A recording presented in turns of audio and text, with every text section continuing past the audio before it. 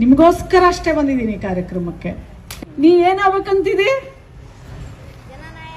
ಜನನಾಯಕ ಅಂದ್ರೆ ನೀನು ನಿಮ್ಮ ಊರಿನ ಒಂದಿನ ಶಾಸಕ ಆಗ್ಬೇಕು, ಈ ರಾಜ್ಯದ ಮುಖ್ಯಮಂತ್ರಿ ಆಗ್ಬೇಕು. ಆಗ್ತೀಯನ ಇಲ್ವಾ?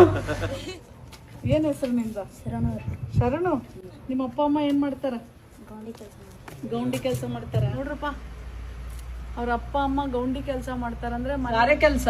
ಅವನು ಒಬ್ಬ ಮಗ ಯಾವತ್ತು ಈ ಊರ್ನ ಜನನಾಯಕ ಆಗ್ತಾನಲ್ಲ, ಅವತ್ತೇ ಅಂಬೇಡ್ಕರ್ ಹೇಳಿದಂತ ಮಾತುಗಳಿಗೆ ನಿಜವಾದ ಶಕ್ತಿ ಬರೋದು, ನಿಜವಾಗ್ಲೂ ಅರ್ಥ ತುಂಬೋದು. ನಮ್ಮ ಗೌಂಡಿ ಕೆಲಸ ಮಾಡುವಂತ ಅಪ್ಪ ಅಮ್ಮನ ಮಗ ನಾನು ಜನನಾಯಕ ಹಾಕ್ತೀನಿ ಅಂತ ಹೇಳ್ತಾನೆ ನೋಡು, ಅದೇ ನಿಜವಾದ ಅಂಬೇಡ್ಕರ್ ಕನಸು.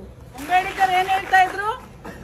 ರಾಣಿಯ ಹೊಟ್ಟೆಯಲ್ಲಿ ರಾಜ ಹುಟ್ಟಲ್ಲ, ಇನ್ಮೇಲೆ ಮತಗಟ್ಟೆಯಲ್ಲಿ ನಿಮ್ಮ ನಾಳುವ ರಾಜ ಹುಟ್ತಾನೆ ಅಂತ.